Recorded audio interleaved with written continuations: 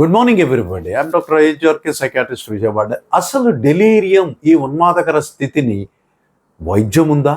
Yes, definitely వైద్య చికిత్సకు లొంగుతుంది.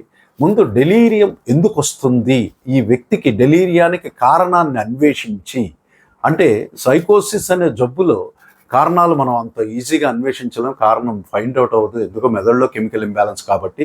ఇది అలా కాదు, శరీరంలో ఏ ఇతర జబ్బుకి సెకండరీగా డెలీరియంలోకి వెళ్ళే ప్రమాదం ఉంది కాబట్టి అది ఏ కారణం అంటే యూజువల్గా ఎలక్ట్రోలైట్ ఇంబ్యాలెన్సా, లేకపోతే హైపర్ధర్మియా అంటే హై టెంపరేచరా, సీజర్స్ తర్వాత వచ్చే కన్ఫ్యూషనల్ స్టేటా, రకరకాల శారీరక రుగ్మత తర్వాత వస్తుంది కాబట్టి దానికి వైద్య చికిత్స చేయాలి.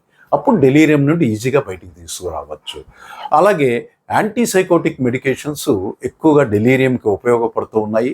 ఆ పేషెంట్కి వార్మ్త్, ఎఫెక్షనేట్ అట్మాస్ఫియర్, మరి మంచి అట్మాస్ఫియర్లో ఉంచి సపోర్టివ్ సిమ్టమాటిక్ వైద్య చికిత్స ద్వారా వాళ్ళని బయటికి తీసుకురావచ్చు. Thank you.